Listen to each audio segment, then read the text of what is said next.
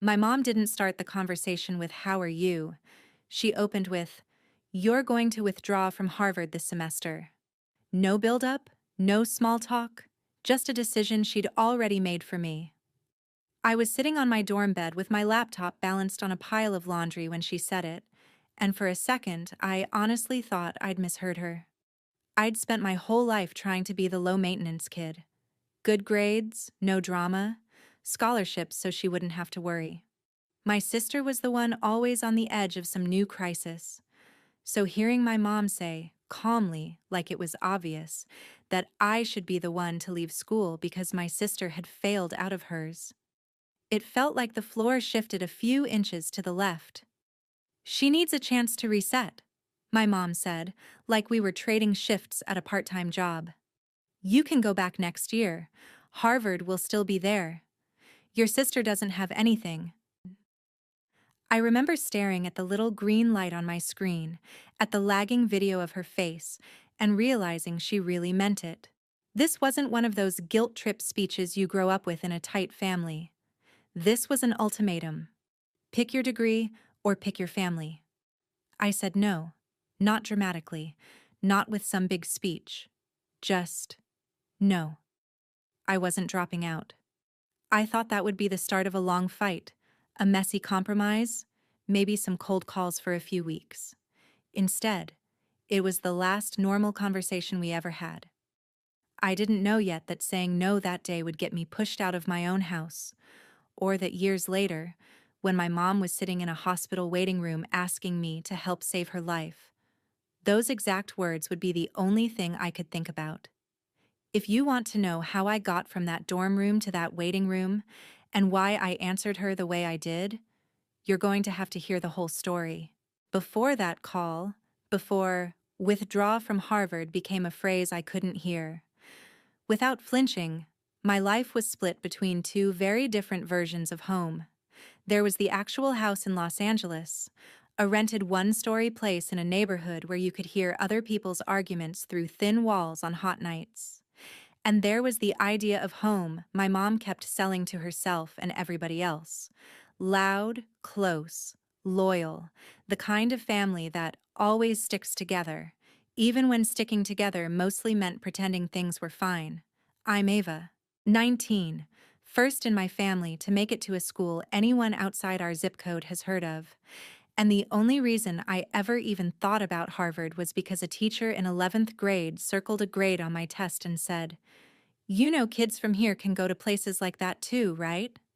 My mom, Karen, loved telling people I was the smart one in the family, but it was more like she was bragging about a scratch-off ticket she'd bought that turned out to be a winner. My sister, Brooke, was different. She was older, louder, the kind of person who could walk into a room full of strangers and walk out with 3 new best friends and a free drink. For a long time, my mom called her "my wild child" with this half-exasperated, half-proud tone, like it was a personality trait, not something that could blow up in our faces later. Brooke tried college once, community college, classes that started later in the morning so she didn't have to give up her nights. She dropped out after a year and a half with a few credits, a lot of stories, and this deep, burning embarrassment that came out sideways as jokes. After that, she bounced between jobs: server at a sports bar, front desk at a gym, some influencer's assistant for about 3 chaotic weeks. And somewhere in there, when money was short and tips were bad, she found online gambling. At first, it blended in with everything else she did on her phone. A notification here, a flashy app icon there. I thought it was just another game. She'd shove the screen in my face at the kitchen table. "Look," she'd say, grinning, "I just won $50 while you were doing calculus." There were bright animations, confetti, fake coins raining down. What she didn't show me were the losses in between. I only started to realize how serious it was when little things in the house changed. The rainy day jar my mom kept on top of the fridge was suddenly empty. The power bill sat unopened on the counter longer than usual. I caught Brooke snapping at my mom when she asked about gas money. this sharp, desperate tone I hadn't heard from her before. My mom worked as a manager at a mid-range clothing store in a strip mall off the freeway. It was the kind of job that required her to smile more than she wanted to, stand longer than her feet could handle, and come home with just enough energy to eat, watch half an episode of something, and fall asleep in front of the TV. She talked about money in the way people talk about the weather, constantly, but like it was something happening to her, not something she had any say in. "I'm just trying to keep us afloat," she'd say, stirring a pot of pasta. "Once Brooke's on her feet, once you graduate, things will get easier." There was a college fund once, not a huge one, just a chunk of savings my mom had started when I was a kid. She liked to mention it in front of other parents, how she was putting a little away every month, even if it kills me. When I got into Harvard, that account suddenly became less theoretical. The financial aid office did more than I'd expected, but there were still gaps. Plane tickets, books, basic living costs. My mom filled some of those gaps from that fund and made a point of reminding me. "That money could have gone toward a new car, you know," she'd say, half joking, "or a vacation I'll never take." But she'd also tuck $50 bills into my hand when she dropped me at the airport, saying, "Get yourself something that isn't noodles once in a while." The night before I left for Cambridge, she threw a small get-together. Family, a few neighbors, some of Brooke's friends who treated it like an excuse to drink by the pool. There was a string of paper lanterns sagging over the backyard, a tray of Costco cupcakes, a Bluetooth speaker doing its best against the sound of traffic. People hugged me, told me to stay humble, to remember where you came from. My mom got misty-eyed when someone asked her how she felt. "Proud," she said, squeezing my shoulder. "Lucky." Brooke, already a drink and a half in, just laughed and added, "We'll see if she still remembers us when she's all Ivy League and married to some guy named Chad." It was a joke, but there was an edge to it. That edge got sharper once I actually got to Harvard. At first, Brooke's messages were supportive in her own way. "Send dorm pics." "Do they really make you read that much?" "Please tell me someone there is hot." But slowly, they changed.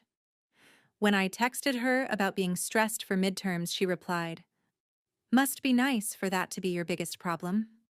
When I mentioned my work-study job at the library, she wrote, "I've already worked more hours this week than you will all month. But sure, tell me again how tired you are." Around the same time, the gambling app notifications started lighting up her phone more often. She didn't hide them, just shrugged and said, "It's fine, I know when to stop," in the same voice people use when they absolutely do not know when to stop. I'd call home from the dorm common room, trying to catch up, and half the conversation would be my mom talking about how hard Brooke was working, how the tips weren't fair, how the world was rigged against her generation. Then my mom would pivot, almost in the same breath, to telling me not to forget to have fun, not to burn out, not to turn into one of those people who only cares about their career. It always left me with this odd, hollow feeling, like no matter what I did, I was a little bit wrong. When my app, a small, clunky health tool I'd been building for a class, won a campus competition and came with a modest grant and a boosted financial aid package, I called my mom as soon as I left the auditorium. I could hear the store sounds in the background, beeping scanners, hangers scraping metal rods, muffled pop music. "They're giving you more money?" she asked over the noise. "Like actual money?" "Some of it goes straight to tuition," I explained. "Some is a stipend, and they want to connect me with an alum who works in healthcare. It's a big deal." She let out this long breath, half relief, half calculation. "That's great, baby," she said. "Every dollar helps. Maybe now I can stop robbing Peter to pay Paul." She laughed, but it wasn't really a joke. I thought that was the end of it. I didn't realize that conversation planted a seed in her head. The idea that my education wasn't just my future, it was also a resource. something that could be moved around on a mental spreadsheet labeled Family Survival. While I was in Cambridge worrying about passing algorithms, she was in LA listening to Brooke talk about One Last Shot. The bar where Brooke worked had changed owners. She hated the new manager, said he was killing the vibe, that she and a couple of bartenders could run the place better in their sleep. We just need capital, Brooke told her, according to what my mom would say later. We know the crowd, we know what sells. We're doing all the work anyway. Why not do it for ourselves? My mom had always wanted something of her own. She'd joke about it when she came home with sore feet, kicking off her shoes in the doorway. If I ever get out of retail, she'd say, I'm opening a place where I make the rules for once. So when Brooke started talking about taking over a small spot near Sunset, my mom didn't see risk. She saw an exit ramp, a way to stop clocking in for other people. By the time she called me with her plan, she wasn't improvising. She had numbers printed, half-understood projections, and a story she'd told herself enough times that it almost sounded reasonable. I didn't know any of that during that first conversation in my dorm. All I knew was she was suddenly talking about my enrollment like it was a flexible subscription, something we could pause and resume whenever life got tight. The ultimatum came later, after I pushed back, after I reminded her, probably with more sharpness than she expected, that my scholarship had conditions, that my financial aid depended on me staying full-time, that just take a year off wasn't neutral advice for someone in my position. Still, even with all the tension building under the surface, I didn't think she'd actually follow through. I thought she'd cool down, complain to her friends, maybe guilt-trip me in group texts for a while. I underestimated how scared she was, and how much of that fear she'd already transferred onto me without ever saying it out loud. When you grow up in a household where money is always almost enough but never quite, desperation doesn't arrive with sirens. It shows up as practical decisions that make less and less sense the closer you look. By the time my mom told me to withdraw from Harvard for just a semester so we could pull together as a family, she wasn't picturing me throwing my life away. In her head, she was redistributing resources. In my head, she was asking me to gamble my entire future on my sister finally not screwing up the next thing. Neither of us said it that clearly then. We should have. Maybe it wouldn't have changed anything. Maybe the collision was inevitable. But when she drew that line, Harvard on one side, family on the other, that wasn't the moment everything went bad. It was just the first time she said out loud what had been true for a long time.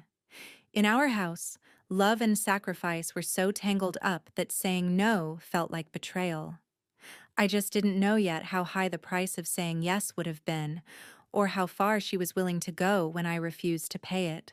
The thing about a sentence like, "You can withdraw this semester," is that it doesn't explode right away. It just sits there in your head while you go back to pretending your life is normal. After that call, I went to class the next morning like nothing had happened. I took notes. I nodded along when a professor made a bad joke. I went to my work-study shift in the library and shelved books for 2 hours, hands moving automatically while my brain replayed my mom's voice on a loop. She didn't call back that night, or the night after. When we finally talked again, it was about something stupid. She texted me a picture of a shirt from her store. "Employee discount. Do you want this one for interviews?" Like the whole Harvard ultimatum had been a weird dream we'd both had and decided not to mention. I answered like I was supposed to.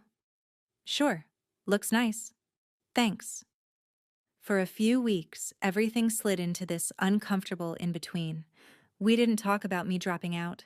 She didn't bring up the bar idea directly, but there were cracks if you looked closely. Little comments about how expensive groceries had gotten, how Brooke's hours at work were cut, how the landlord was being dramatic about rent being late. I'd ask, "Are you okay?" And she'd always say, "We're fine. Just tired. Work hard, right?" That was her favorite phrase when things were clearly not fine. Money had always been tight, but now it felt like the walls were inching in. I saw it in the way she talked about the college fund, too. It went from your college money to that little cushion we have to what's left in that account in a matter of months. I noticed, but I didn't know what to do with that feeling. It wasn't like I could fly home on a random Tuesday and audit her finances. The first real sign that something had shifted came when I tried to book a ticket home for Thanksgiving.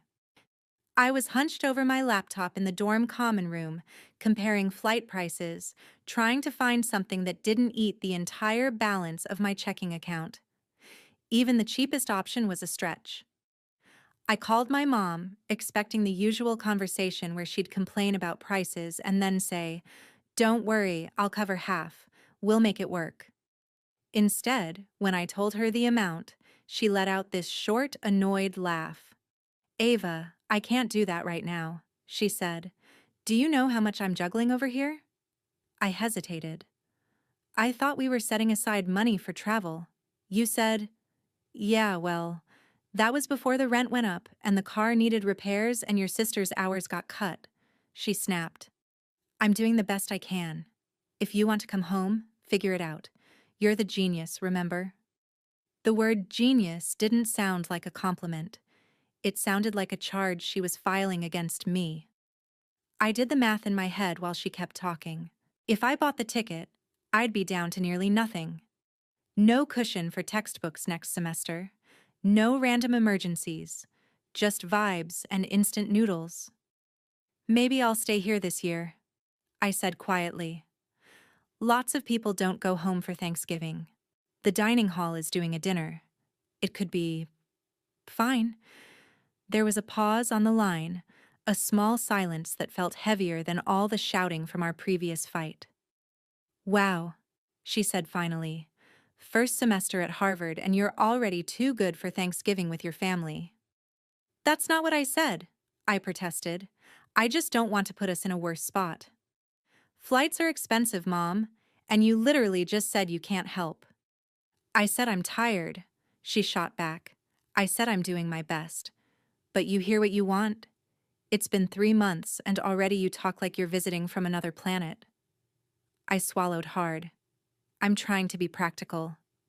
"You're trying to make excuses," she said. "Fine. Stay there. Enjoy your fancy, sad little campus dinner. Just remember who held everything together so you could be there in the first place." We hung up without saying, "I love you." Thanksgiving came and went. My roommate went home. The campus got quiet in that eerie way big buildings do when there aren't enough people in them. I ate turkey that tasted like it had been cooked by committee, laughed at a movie with a couple other students who were stuck there too, and tried not to think about the empty chair at our table back home with my name on it. After that, the tone of our conversations never went back to what it had been. They got shorter, more transactional. My mom asked about grades, but not about what I was learning. She asked if I'd found any side gigs, followed by half jokes about how we could use a successful startup founder in the family. Every mention of money came with a small twist, a reminder that my education was not just mine in her mind. Brooke's messages went from snarky to oddly quiet. Every once in a while, she'd send a picture from some bar, a blurry crowd, a neon sign, with a caption like, "Another night, send caffeine," or, "If you want to switch lives for a week, I'm ready." At 2 in the morning, her time there would be long voice notes, the kind you can tell were recorded after a drink or 3. Sometimes she was nostalgic. "Remember when we used to sneak cereal at midnight and watch trash TV?" Sometimes she was resentful. "Must be nice to have people handing you money to study while the rest of us actually work." Once, just once, she sounded small. "I thought I'd be further along by now," she said in a shaky voice. "Don't tell Mom I said that." I didn't. It was the closest she ever got to admitting things weren't working. A few weeks later, I woke up to an email from the bank. Low balance alert. I frowned, rolled over, and opened the app. The shared savings account my mom had opened years ago, the one that still had a few thousand in it last time I checked, was down to almost nothing. Not zero, but close enough that my stomach dropped. There were several withdrawals listed over the past month: rent, utilities, a payment to a place I didn't recognize, then another that definitely matched the name of a service bar vendor's use. I stared at the numbers until they blurred. Then I called my mom. This time she picked up on the first ring. "Hey, you seen the new pictures I sent from the store?" she asked. "We got this horrible shipment of neon sweaters. I swear someone in corporate hates me." "Did you empty the savings?" I cut in. There was a pause. "Not long. Just long enough." "I used what we needed," she said. "What do you mean we?" I asked. "That money was for school. You said that was for school." "School is paid for," she shot back. "You told me that yourself. Scholarships, grants, whatever. Meanwhile, rent is due now. Groceries are due now. Your sister had a slow month. I got fewer hours because they're cutting shifts. Life doesn't wait for you to finish your degree, Ava." "You could have told me," I said, hearing my voice go thin. "You could have asked." "Asked what?" she snapped. "Asked if it was okay to keep a roof over our heads? You'd have said yes, and then gone to your little budgeting spreadsheet and had a panic attack. I spared you that." "You didn't spare me anything," I said. "You just made the decision for me. Again." "Oh my God, not everything is about your autonomy," she said, the word clumsy in her mouth. "Sometimes adults have to make hard choices. I didn't blow it on purses and vacations. I used it to keep this family from sinking." "By using the only safety net I had," I replied. "By using the thing that was supposed to make sure I didn't have to drop out if something went wrong." "Nothing's gone wrong," she insisted. "We're just stretched thin. You're acting like I stole from a stranger. It's my account too. I put that money there. I can move it if I need to." Legally, she was right. Emotionally, it felt like standing in front of an open door and watching someone pack up your stuff without asking. "So, where does it stop?" I asked quietly. "If I get another grant, is that for the family too? If I pick up more shifts, is that just more proof I can handle losing support?" "You're twisting this," she snapped. "You always do this when you're scared. You act like I'm the villain. I am trying to make this work for all of us. You're up there at the nicest school in the country because I didn't give up when things got hard. You think I had anyone to lean on when I was 19? I think you're so used to surviving that you don't notice when you're stepping on me to do it," I said. There was a long silence. I could hear traffic through her car window, the faint beep of a checkout scanner somewhere. When she spoke again, her voice was flat. "If you're going to talk to me like I'm some kind of thief, maybe we need to take a break from these conversations. Focus on your big, important life. We'll figure ours out." "I never said you were a thief," I protested. "I said I felt blindsided." "Same difference," she said. "You made your choice, Ava. You stayed there. You picked that. So don't call me from your dorm room and act shocked that the rest of us are making choices too." That was the last real conversation we had. After that, my calls went to voicemail more often. When she did pick up, it was surface level. Weather. Work. "You sound busy, I won't keep you." The family group chat kept going without me. I knew because one day I opened my messages and realized I hadn't seen a notification from it in weeks. When I scrolled, it was gone. I didn't need to ask what happened. Someone had removed me. Maybe my mom. Maybe my sister. Maybe both. My number still technically worked, but the line between us had gone quiet in a way that felt more permanent than any dramatic hang-up. I didn't find out she'd also locked me out of my old room until much later, when a neighbor mentioned they'd helped her move boxes into your space and asked when I was coming home to see the changes. I smiled and lied and said, "Soon. even though I already knew that whatever home used to be had clicked shut behind me. It wasn't cinematic. There was no single slammed door, no shouted, "You are dead to me." Just a series of small practical decisions that added up to one truth. If I wanted to stay in school, I was on my own. So I leaned into the only thing I still had control over. I picked up an extra shift at the library. I started taking small freelance projects. Nothing glamorous. A clunky scheduling tool for a local clinic, a script to clean up patient survey data for a grad student drowning in spreadsheets. I kept tweaking the little health app I'd built for class, not because I thought it would change the world, but because it made me feel like I was building something that belonged to me. Every once in a while, when the ache got too loud, I'd open my messages and hover over my mom's name. I'd picture her at the kitchen table, rubbing her temples with one hand, phone face down beside a stack of bills. I'd think about calling and saying, "Let's start over," offering to send what little I had left. Then I'd remember the empty savings account, the plane ticket she couldn't help me buy, the way she'd said, "You made your choice," like I'd walked away from a party, not from a burning building she'd lit herself. In the end, I always did the same thing. I locked my phone, put it face down on the desk, and opened my laptop instead. If there was no one left to catch me, I was going to have to get very good at building my own net. Summer crept up on me while I was busy pretending everything was fine. Finals, project deadlines, those weird half-goodbye conversations you have in hallways when people are packing up for internships, that all blurred together. I told people I wasn't going home because it was too expensive to fly, which was true, but not the whole truth. The real reason was that I could feel something waiting for me in Los Angeles, and I wasn't ready to walk straight into it. My mom solved that problem for me. She decided to come to me instead.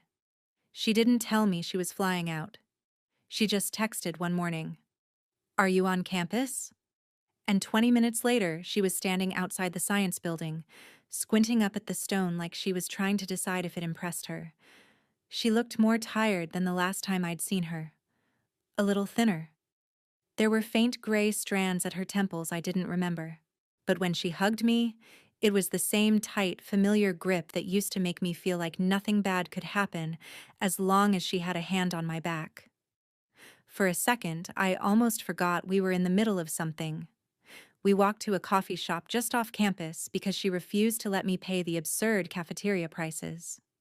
"I didn't fly all the way here to drink $8 coffee," she said, rolling her eyes. "I want somewhere normal." We sat at a small table by the window. She watched students hurry past in hoodies and headphones, her eyes tracking the logos on their sweatshirts. "Does everyone here walk that fast?" she asked. "Feels like they're all late for something." "That's kind of the vibe," I said. "Constantly 10 minutes behind." She smiled a little at that, but it faded when the drinks arrived and there was nothing left between us but steam and silence. "So," she said, stirring sugar into her cup without looking at me, "I've been thinking a lot since we last talked." My stomach tightened. I knew where this was going. "About the savings?" I asked carefully. "About everything," she said. "About Brooke. About you. About this." She gestured vaguely at the building, the campus, my whole life. I probably didn't say things right on the phone. That was as close to an apology as she was willing to get, but it was enough to make my chest ache. I need you to hear me out before you decide I'm some monster." There it was, the word she thought I was using for her. "Okay," I said. "I'm listening." She took a breath, the kind people take before they jump into cold water. "Your sister is not built like you," she started. "You've been carrying yourself since you were, what, 12? You got yourself into this place. You figure out scholarships, jobs, whatever. You land on your feet. Brooke doesn't. When she screws up, she hits concrete." "That's not my responsibility," I said, more gently than I felt. "I know," my mom replied, surprising me.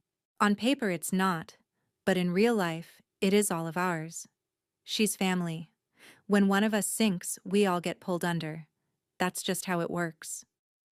She told me about the last few months in LA, how the landlord had threatened eviction twice, how the power company had started sending pink notices, how Brooke's bar job had turned into something more tenuous and weird, with new owners cutting hours and asking employees to invest in events. She got in deeper with those apps, my mom said quietly. I didn't realize how bad it was. I saw her playing, but I don't know what I thought. That she'd grow out of it, like a phase. She said phase in this small, ashamed voice, like she knew it sounded ridiculous.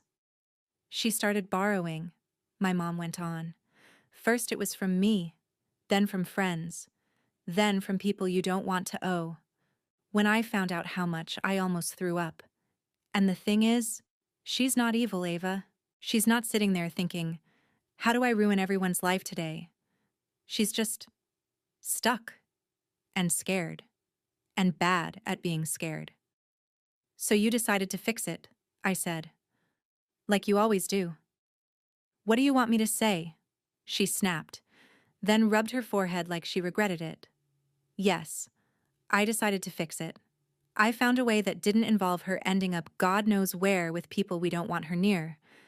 There's a guy who wants to sell his place. Small bar over near Hollywood. Good location. Loyal regulars. He's getting divorced. He wants out. He's willing to sell cheap if we take over the lease and some of his debt. It's a mess, but it's workable. Mom, I said slowly, owning a bar is not a rehab plan. It's a job, she said. It's a structure. She's good with people. She knows the business side. She could run the front. I could handle the books. We bring in one partner who knows what they're doing, and we turn this around. It's not glamorous, but it's ours. I could see it, the version of the future she'd built in her head. Her name on a lease instead of a schedule. Brooke laughing behind a bar she actually owns. Some version of me dropping by on holidays, proud of the family business. And where do I fit in? I asked. She met my eyes. You know where, she said quietly. We can't do it without capital. The bank laughed at us. I don't have anything left to borrow against. Your sister's credit is wrecked. The only asset we have that anyone cares about is you. I'm not an asset, I said. I'm a person. You're both, she shot back. You're my kid, and you're a walking success story that opens doors. You have grant money, stipends, connections. You have an acceptance letter with a name on it that makes people sit up straighter. You could take a leave. Just a year. You could come home, help us get this off the ground, put some stability under us. Then you go back and finish. You'll still be the girl from Harvard. They're not going to forget about you because you took time off for your family. That's not how it works, I said. My financial aid is built on me being full-time. My visa, my housing, everything is tied to being here. I leave. I might not get back in. And even if I do, I'd be starting over from behind. You're 19, she said, like that was the answer to everything. You have time. Your sister doesn't. I work 40, 50 hours a week, and I still fall asleep doing math on the back of receipts. I can't hold this together by myself anymore. I need help. Real help. Not just phone calls and, I'm proud of you, Mom. The words landed like little stones. I could hear the fear under them, the anger too, but mostly just exhaustion. It would have been easier if she'd come in villain mode, if she'd screamed and blamed and made it simple to hate her. Instead, she sat there in a cheap cafe chair looking like someone whose life had been slowly squeezing inward for so long she couldn't tell where the pressure was coming from anymore. You're asking me to gamble my one way out, I said softly, on the same person who's already proven she can't handle the money she has. I'm asking you to trust us, she said, to trust me, to believe that if we get one solid shot, we won't blow it. I didn't raise you alone just for you to turn your back when it's not convenient. I swallowed the lump in my throat. You didn't raise me alone, I said. I was there too. I worked. I studied. I kept my head down. I did my part. And now I'm asking you to do more, she said. Because you can.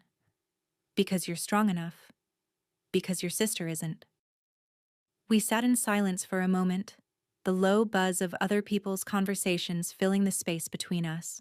I thought about the nights studying by the glow of my laptop while she closed the store, the college fund she'd chipped away at for years, the way she'd bragged about me to anyone who would listen.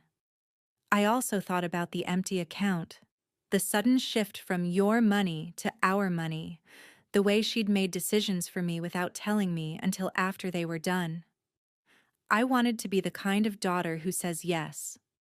I wanted to be the person who could somehow fix everything with one big sacrifice and never resent it. But I could see the future she was describing, and it didn't end with me sliding neatly back into my dorm a year later like nothing happened. It ended with me stuck in LA, degree half-finished, resume weirdly lopsided, explaining to future employers why I'd left one of the best schools in the country to run a bar that might not even survive long enough to put on my LinkedIn. I'm not withdrawing, I said finally. Not for a semester. Not for a year. I'm sorry things are hard. I am. But this... I gestured between us, between Cambridge and LA, between possibility and panic. This is the one thing I've ever had that isn't built on denial. I can't give that up. I won't. My mom stared at me like she was trying to see if I was bluffing. When she realized I wasn't, something in her face closed off. You know what hurts the most? She said. It's not that you're saying no. It's that you don't even sound conflicted. I am conflicted, I said. I just don't think my conflict should cost me my future. Your future doesn't mean much if your family falls apart. She shot back. You're going to sit in your little fancy classes and pretend you don't know we're drowning? I've been drowning since you emptied that account without telling me, I said, more sharply than I intended. You just didn't hear the splash because it happened on this side of the country. Her jaw clenched. For a second, I thought she was going to cry. Instead, she reached into her bag, pulled out a folded stack of papers, and pushed them across the table. What's this? I asked. Reality, she said. Lease terms, debt numbers, what we owe, what it would take to keep this from collapsing. I thought if you saw it all laid out, you'd understand. I scanned the pages. The numbers were worse than I expected. It wasn't just rent. There were past due notices from utilities, small business fees, a high-interest loan with a ridiculous rate. Someone had scribbled notes in the margins. Call again. Ask for extension. Last warning.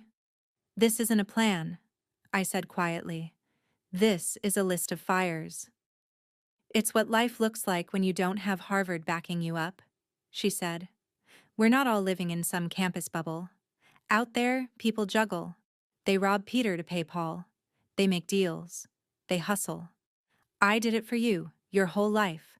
All I'm asking is that you do it for us once. Once is never just once, I said. You know that. She looked at me for a long time, her eyes scanning my face like she was memorizing it. When she finally spoke, her voice was calm in a way that scared me more than any yelling ever had. If you walk away from this, she said, if you choose your program and your app and your new life over the people who raised you, don't call me later and act surprised when there's nothing left to come back to. Are you saying I'm not welcome? I asked. I'm saying, she replied, pushing her chair back. You can't have it both ways. You don't get to treat us like optional background characters and then expect us to be waiting when it's convenient for you. We need you now. If you're not with us now, then... She let the sentence hang there. The rest of it was clear enough. She stood up. For a second, I thought she might touch my shoulder, kiss my forehead, do something that acknowledged this was hard for both of us. Instead, she picked up her bag, smoothed the front of her blouse, and said, Send me your schedule if you change your mind before the withdrawal deadline. After that, I guess we'll see." Then she walked out. I sat there with the papers in front of me and a coffee gone lukewarm, watching her cross the street through the cafe window. She didn't look back. A week later, when I checked my phone bill, my line was no longer part of the family plan. The shared savings account was formally closed. The key I still carried on my ring, the one to the house in LA, might as well have been a piece of scrap metal. The next time I opened our old group chat, I saw a gray line of text. "You are no longer in this conversation." No explanation, no parting message. Just that. It wasn't dramatic. It wasn't a door slammed in my face. It was my life being quietly edited like a document someone else decided they didn't want me in anymore. I wish I could say I picked up the phone and fought harder. I didn't. I went to the campus job board instead. If they had already decided I was on my own, then that was who I needed to learn how to be. What finally pulled me back toward Los Angeles wasn't guilt or homesickness or some big dramatic realization. It was a calendar reminder I'd forgotten to delete.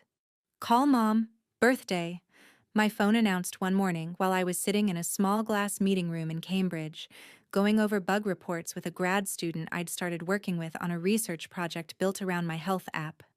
I stared at the notification until it faded, then at the empty space it left behind. By then, 2 years had passed since she'd walked out of that coffee shop. I'd finished my sophomore and junior years without ever going home on a break. We exchanged maybe 3 short emails total, all about practical stuff. Tax forms, a piece of mail that accidentally went to the old house, a question about whether I still needed something from my childhood room. I said yes. She wrote back, "Too late, I already donated it." Somewhere in the middle of all that quiet, my life had done what lives do when you're too busy surviving to narrate them. It moved on. The ugly little health app I'd built for class turned into my thesis project, then into a collaboration with a public health lab, then into a pilot with a couple of overstretched community clinics that just wanted anything that might help them spot problems earlier. It wasn't glamorous. There were no magazine covers, no viral articles about kid genius disrupts healthcare. Just small wins. A study showing our tool helped flag a few at-risk patients sooner, a grant that kept the servers running, a part-time contract after graduation so I could keep building instead of taking the first corporate job that came with a decent salary. I stayed in Boston after I got my degree, sharing a 2-small apartment with a friend who also couldn't quite afford to leave yet. I worked long hours and spent too much time in front of screens, but at least now it was on my terms. Harvard became a line on my resume instead of a cliff I was clinging to, and sometimes, in quiet moments, I'd think about the conversation in that cafe and feel a weird mixture of anger and relief. If I'd gone back to LA, if I'd tried to fix everything the way my mom wanted, none of this would exist. The app, the job, the tiny, stubborn sense that my life belonged to me.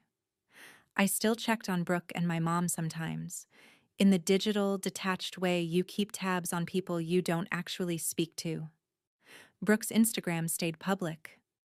For a while, the bar near Hollywood seemed real. Blurry photos of a small stage, hand-lettered drink specials on chalkboards, selfies behind a counter with a caption like, "Building something from the ground up. Wish us luck." My mom popped up in the background of a few posts, wiping down tables, grinning with that tired, trying too hard smile I recognized from her retail days. Then the gap started. Weeks without posts. Captions that sounded more manic than celebratory. "You wouldn't believe the drama with our landlord." "Some people don't understand loyalty." "Ever feel like you're one bad month away from losing everything?" I'd scroll, read, close the app, and tell myself it wasn't my business. I'd done what I needed to do. They'd made their choices. My job wasn't to stand in a remote control booth across the country trying to steer them away from every cliff. Then, one night, a few years after graduation, my phone lit up with a number I didn't recognize. Area code. Los Angeles. I almost let it go to voicemail. Habit 1, and I answered. Hello? There was a beat of static, then a voice I hadn't heard in so long I almost didn't recognize it. Ava? Brooke. Older, rougher around the edges, but still unmistakably her. I didn't say anything at first. Part of me was waiting for a punchline, for her to laugh and say she'd called the wrong person, that this was some mistake. You're really going to hang up on your own sister? She said when I stayed quiet a beat too long. That's cold, even for Harvard. The nickname hit me like a mild electric shock. What do you want, Brooke? I asked, keeping my voice flat. I don't have your number saved anymore. How did you even get mine? Relax, she said. I asked around. The internet isn't that hard if you know where to look. Plus, you're not exactly low profile these days. I almost laughed. Whatever she'd seen, it certainly wasn't my bank account. Seriously, I said. Why are you calling? There was a rustling sound on her end, like she was pacing or shifting in a plastic chair. When she spoke again, the sarcasm had drained out of her voice. It's Mom, she said. She's sick. For a second, the room tipped sideways. I sat down without meaning to. What kind of sick? I asked. The details came in fragments. Hospital, tests. A word I'd only ever heard in lectures and journal articles, suddenly attached to the person who used to sleep on the couch with the TV on because she was too tired to move to bed. Chemo, complications, insurance that covered some things and shrugged at others. They caught it late, Brooke said. She ignored stuff, you know how she is. Kept saying it was stress, or age, or needing more coffee. By the time she finally went in, they were talking about stages and scans and all that crap. My brain switched into the clinical part of itself that had listened to doctors talk about risk curves and treatment protocols. I asked questions. Brooke's answers were imprecise, but enough to build a mental picture. Not hopeless, but serious, expensive, messy. Why are you calling me? I asked quietly when she finished. Because you work in this world now, Brooke said, like it was obvious. You've got your little health app or whatever. You know doctors, you know systems. You probably know how to get us into some program, or get a discount, or something. She needs surgery, then some kind of therapy after. The basic insurance covers the cheap version. The good stuff? She let out a bitter laugh. That's a different story. I'm not a doctor, I said automatically. I write code. You write code for doctors, she shot back. Don't play dumb. We've seen the articles. Local girl uses AI to change healthcare. All I'm hearing is, I have contacts who could help my mother not die. The way she said, my mother, made it sound like we were talking about two different people. I didn't know you followed my work that closely, I said. We follow what we can, she muttered. Small-town news travels. Someone shared a link. Mom cried in the break room when she saw your face on her phone and pretended she just had something in her eye.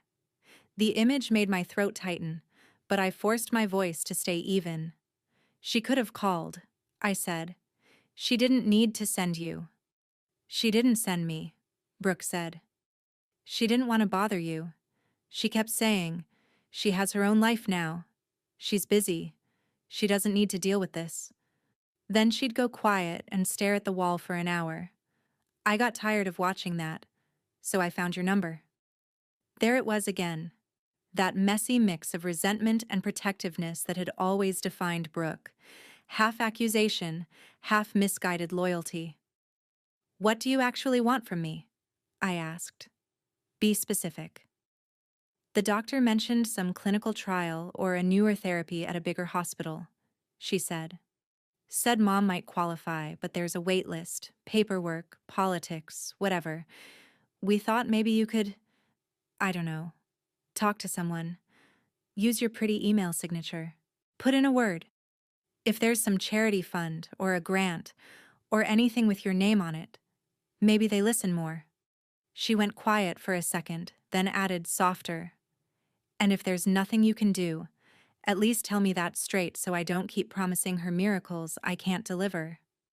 That last part caught me off guard. It was the most honest thing I'd heard from her in years. "How bad is it financially?" I asked. Brooke laughed without humor. "We lost the bar a while ago," she said. "Rent went up, numbers went down, investors bailed. Mom's been doing whatever she can. Extra shifts, side gigs, selling stuff. I'm piecing things together. Nothing stable.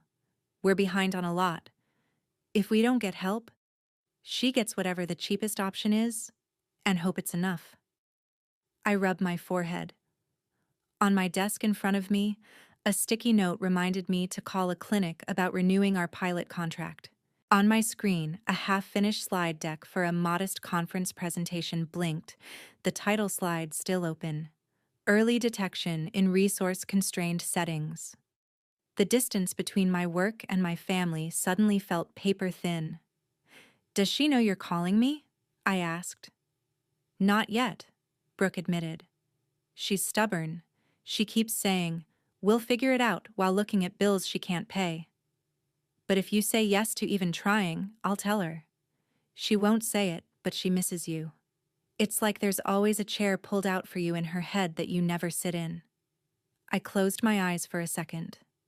It would have been easier if Brooke had come in hot, if she'd blamed me from the first second, if this call had been all manipulation. Then I could have filed it under same old, and hung up. Instead, what I heard was someone who was scared, in over her head, reaching for the only lever she thought might still move something. "I can't promise anything," I said finally. "I'm not going to tell you I can magically get her into some perfect program, but I can look at what her doctors are saying, maybe ask a couple of people I know to explain the options. Past that, it's going to be about insurance, income, where she's getting treated. I can't override that with a single phone call." "So you'll—" "What? Read some stuff and get back to us?" Brooke asked, suspicion creeping back into her voice. "I'll meet you," I said, surprising both of us. "I'm going to be in California next month for a conference in San Francisco. If you can get up there with her, we can sit down, go over everything. I'm not doing this over the phone like some customer service rep." "San Francisco?" she repeated. "You think Mom can just hop on a plane?" "There are buses," I said. "Trains. I'll cover the tickets if that's the problem. But if I'm going to put my name or my contacts on the line, I want to look both of you in the eye and hear exactly what's going on first." There was a long pause. "She's not going to like it," Brooke said. "She's proud. She hates asking for help." "Yeah," I said. "I know where I got that from." Brooke let out a breath that might have been a laugh if it had a little more air in it. "Fine," she said. "Text me the details. I'll figure out how to get her there." After we hung up, I sat in the quiet of my small office for a long time. On the wall in front of me was a corkboard with pinned-up graphs and patient feedback forms. On the desk was my laptop, open to an email draft addressed to a doctor I'd worked with, asking if he'd be willing to explain a treatment protocol in plain English for a family member of a friend. I could already feel the old currents tugging at me, the urge to fix, to smooth, to sacrifice first and deal with the fallout later. But I also felt something else. The memory of sitting in a coffee shop across from my mom while she slid a stack of debts toward me and asked me to trade my future for hers. This time, if I was going to walk into their storm again, I was going to do it with my eyes open. The day my mom and Brooke came to San Francisco, the city was pretending to be kind. Soft fog, not the sharp kind that cuts through your jacket. My conference had finished early, and I was sitting in a quiet corner of the hotel lobby, badge still hanging around my neck, rereading the copies of her test results Brooke had finally sent after I nagged her for the third time. I'd already had 2 different doctors look at them, one from our pilot clinic back east, one I knew through the conference. Both said basically the same thing. This was serious, but not hopeless. Surgery, then a combination therapy. Not the top-shelf experimental stuff Brooke had implied on the phone, but still expensive if you were already underwater. When they walked in, I recognized them instantly, even though time had done its work. My mom moved more slowly, left hand resting lightly on the handle of a rolling suitcase, even though we were only meeting for the afternoon. Brooke's hair was shorter, the color grown out in a way that suggested she'd stopped keeping up appearances months ago. For a moment, seeing them framed in the hotel doorway like that, I had this absurd thought that they were just here to visit, that we'd hug, complain about the price of coffee, and argue over where to get dinner. Then my mom saw me, really saw me, and something in her face folded. "You look different," she said when she reached me. "Older, I guess."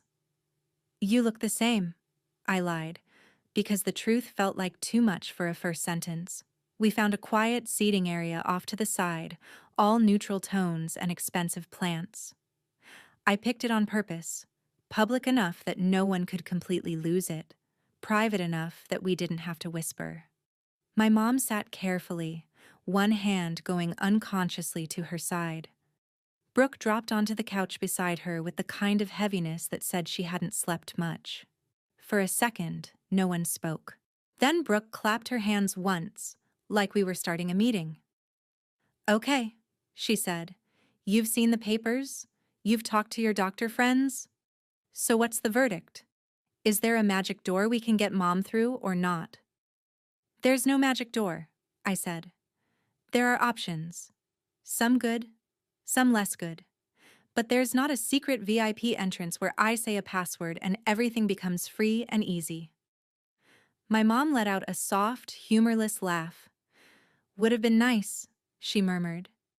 "I told her not to expect miracles," Brooke said, jutting her chin toward our mom. "But she kept saying, 'Ava's smart. She'll know what to do.'" I unfolded the copy of the treatment summary I'd brought and slid it across the table. "Look," I said, "here's the situation the way I understand it. The first hospital you went to recommended surgery and follow-up therapy at their facility. That's one path.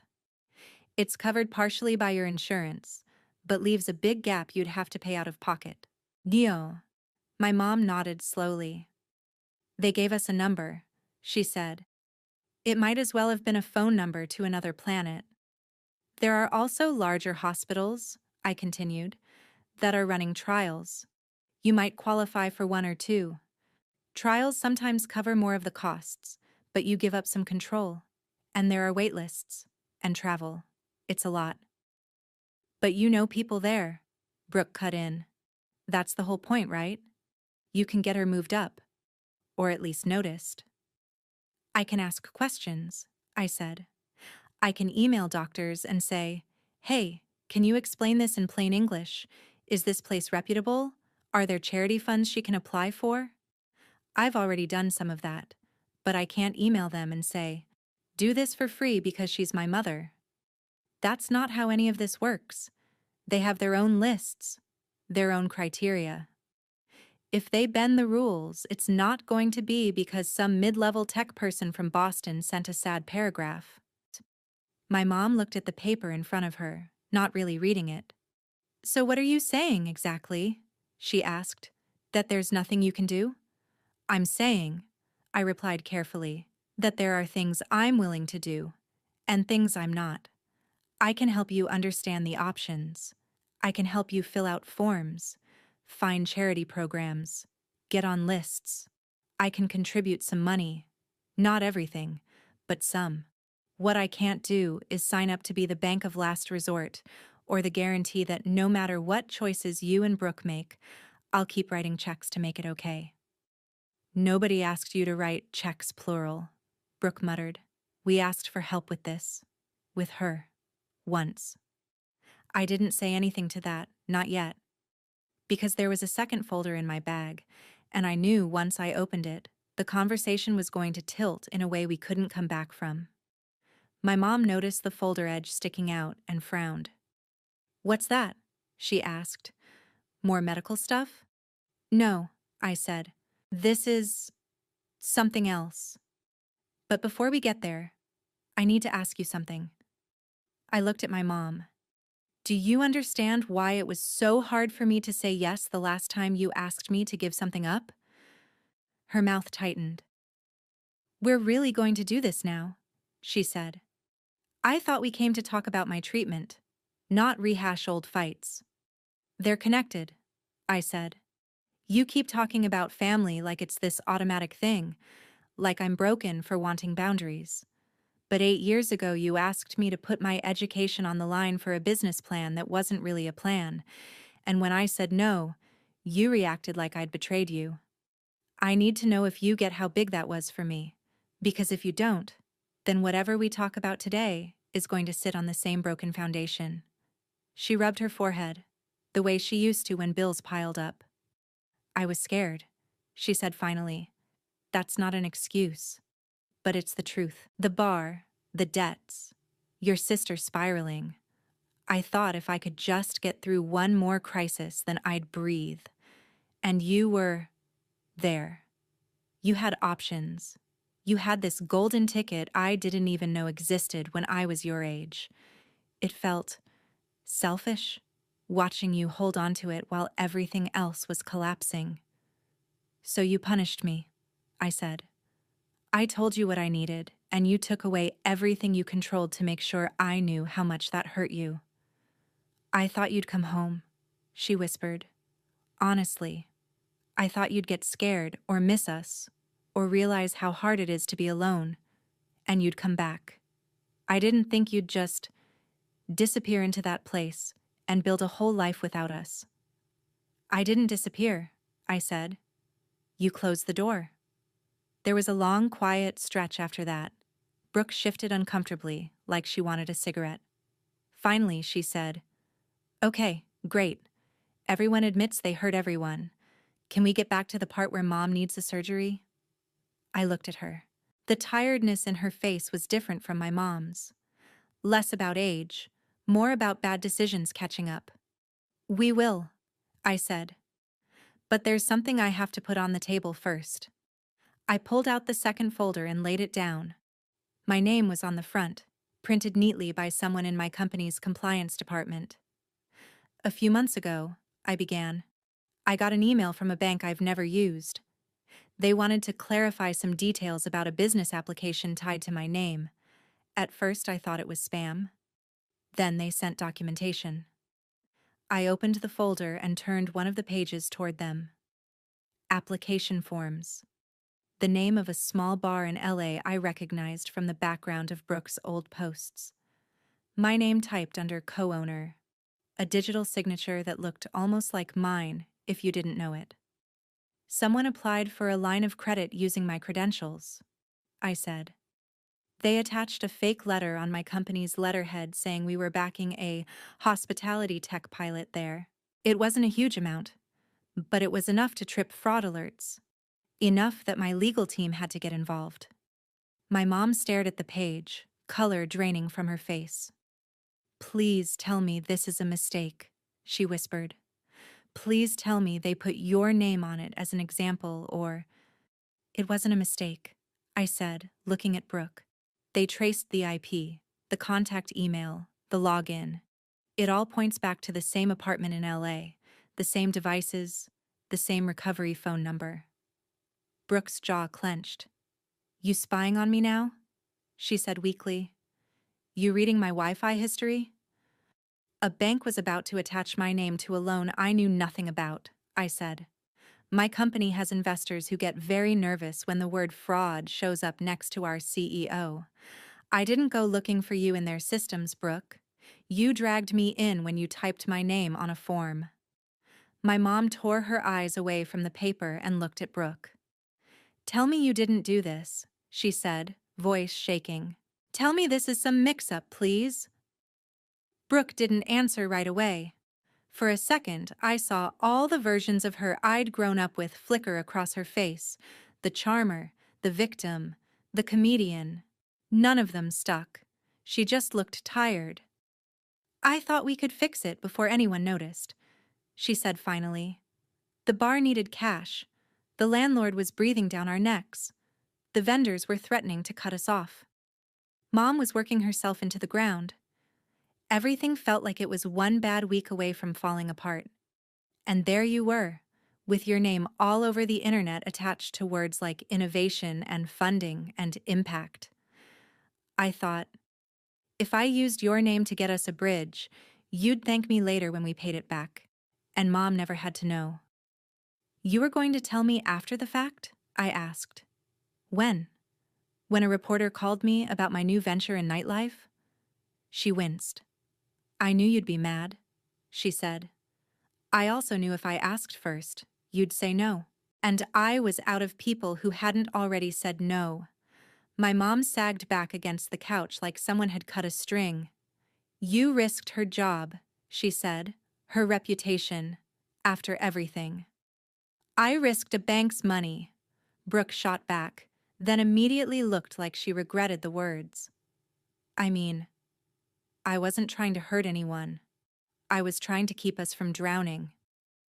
You keep calling it drowning, I said quietly, but you're the one jumping back in the water every time someone throws you a rope. Nobody answered that. The hotel lobby sounds filled the space between us again. Wheeled suitcases, low conversations, the soft hiss of the espresso machine. So, what happens now? My mom asked, eyes on the folder. Are you pressing charges? I swallowed. This was the part I'd been turning over in my head for days. The bank is deciding what to do, I said. They know I didn't authorize this. My legal team gave them everything we have. They're looking at whether it's part of a bigger pattern. I'm not going to lie to protect you if they ask for a statement. I'm also not calling the police myself. I'm not interested in making your life worse for sport. I'm interested in getting my name off anything that isn't mine. So you're just going to stand back and let them do whatever they want to my kid? My mom demanded. There it was, the flash of the old version of her, the one who could ignore a decade of context and zoom straight to, "You're hurting us." I'm not standing back, I said. I'm stepping out of a mess I didn't make. There's a difference. Brooke let out a shaky breath. You know they're going to look at everything, she said. Not just this. Every late payment, every transfer, every dumb decision. They're going to put it all under a microscope. That's how accountability works, I said, softer than she probably deserved. You don't just get judged on the one moment you got caught. My mom pressed her fingers to her temples. This is exactly why I didn't want to tell you, she muttered. Every time we come to you, it turns into a lecture, a trial. You didn't come to me, I reminded her. Your name came up when someone else started asking questions. You're here now because Brooke called, because you need something. Again. That landed. She flinched. Then she straightened a little, as much as her energy would allow. Fine, she said. We're clear. You're not our safety net. You won't lie for us. You won't sacrifice for us. Message received. But I'm still your mother. I'm sitting here with a diagnosis that scares me. Are you really going to look at me and say there's nothing you're willing to do? For a moment, all the versions of myself collided. The teenager desperate for her approval. The 20-year-old sleeping in the library because my support system had evaporated. The woman sitting in dull conference rooms arguing about trial protocols. The person who had learned, slowly and painfully, that love without boundaries is just another way to get swallowed.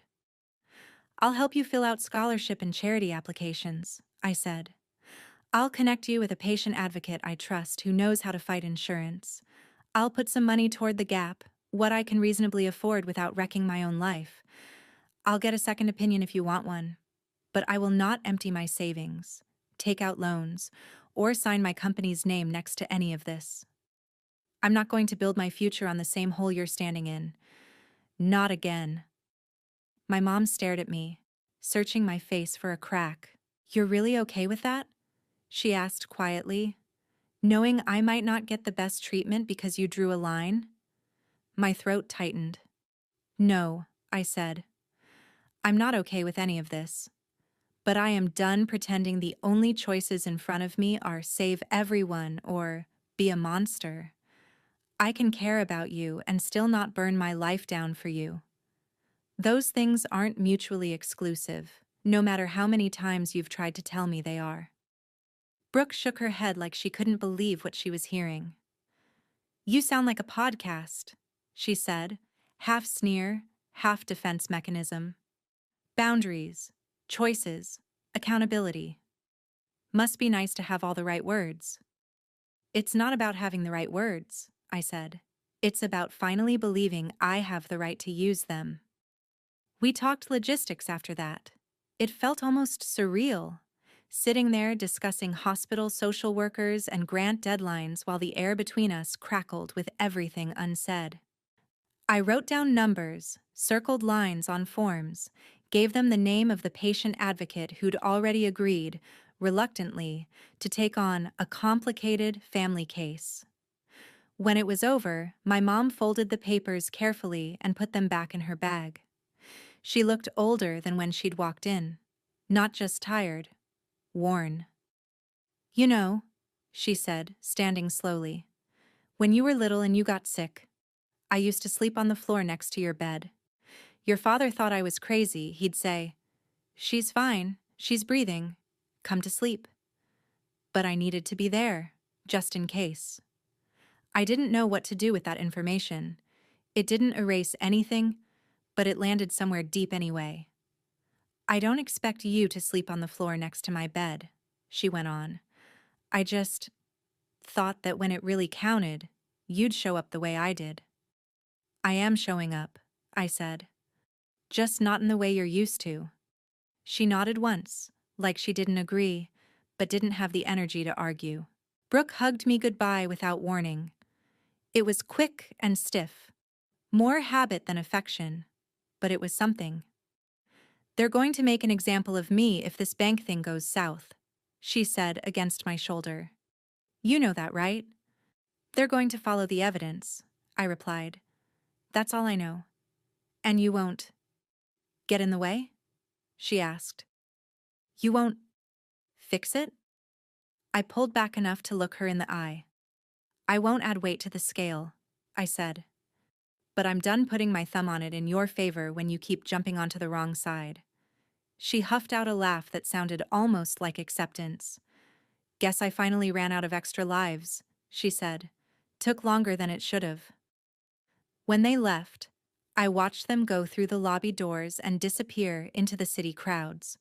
I had the sudden, irrational urge to run after them, to call them back, to say, forget it. I'll cover everything. I'll make it easy. Instead, I sat down, opened my laptop, and sent 2 emails. One to the advocate confirming I'd pay her reduced fee. One to my lawyer confirming in writing that I would not authorize any settlements or statements that implied I shared responsibility for the loan application. It wasn't cinematic. There was no dramatic line, no slammed door, no security escort. Just a handful of choices, made carefully and in full awareness of what they would and wouldn't fix. For the first time in a long time, I wasn't acting out of panic or obligation or instinct. I was choosing, on purpose, where my responsibility ended. It didn't feel victorious. It felt a little like grief. But under that, somewhere quieter and steadier, it also felt like the beginning of something else. An answer to that old, impossible question my mom had thrown at me years before. What kind of person chooses her own future over her family? Sitting there in that lobby, watching the emails whoosh out into the world, I realized I finally had my own answer. The investigation didn't turn into the kind of headline Brooke always feared or secretly believed she deserved. There were no news vans, no grainy photos of her walking into a courthouse splashed across national sites. It was smaller than that, which somehow made it feel more real. The bank decided to pursue it, My legal team kept me updated in short, clipped emails. They've confirmed your non-involvement. They're moving forward with action against the primary applicant. You may be called as a witness, but only to verify your lack of consent. When I did end up on a video call with a lawyer from the bank, it was surprisingly boring. They asked me to confirm that I hadn't authorized the loan, that I hadn't invested in any bar in Los Angeles, that I hadn't written the letter attached to the application. They went through my timeline, my signatures, my corporate policies. At the end, the lawyer said, "We appreciate your cooperation, Ms. Price," in this neutral voice that didn't care at all that the primary applicant they were talking about was my sister. Brooke took a deal. I found out through a short text from her a few weeks later. Probation, restitution, no prison if I don't screw up. That was it. No greeting, no explanation. I stared at the words for a long time. Relief and anger tangled in my chest. I didn't want her in prison. I also didn't want her to walk away thinking there were no consequences. Probation and a payment plan for money she absolutely did not have was some awkward middle ground between those two extremes. I typed, "I'm glad you're not going to jail," 3 times and deleted it every time. In the end, I wrote, "I hope you take it seriously." She didn't respond. Apparently, we were back to being efficient in our silence. My mom's treatment moved slower, in that frustrating way medical things do when you're not paying to jump lines. The patient advocate I'd connected her with turned out to be exactly the kind of person I'd hoped she would be. Direct, stubborn, unafraid to argue with people in suits. She got my mom into a bigger hospital's program, not the fanciest one, not the Last Hope Miracle Clinic, but a decent facility with doctors who weren't burned out to the point of cruelty. They pieced together a plan from insurance, hospital charity funds, and a list of small grants that required more paperwork than should be legal. I covered a gap that would have wiped out my savings if I hadn't prepared for it. It didn't feel heroic. It felt like paying off a bill in installments. My mom texted me once, after her first round of therapy. "They say it's going okay so far," she wrote. "Thank you for helping with the advocate. She's intense." I stared at that message for a long time too. It was the closest she'd come to acknowledging that my involvement had made any kind of difference. I wrote back, "I'm glad you have a good team. I hope you're resting." She replied with a thumbs up emoji. I tried not to read too much into the fact that it was the same reaction she used to send when I texted her test scores in high school. Months went by like that. Life divided itself into 2 tracks. On one track, I went to work, sat in rooms with whiteboards full of diagrams, argued about model performance and ethics with colleagues who used terms like operationalization and scale, as if they were everyday words. Our app got picked up by a few more clinics. We published another study with modest results. I spoke at a couple of conferences, the kind that give you those lanyards you forget to take off until you see yourself in a mirror hours later. On the other track, quiet and messy and always there, my mom moved through treatment. Some days she'd text little updates. "Blood work good this week. Side effects rough. Doctor says we might be doing another scan soon."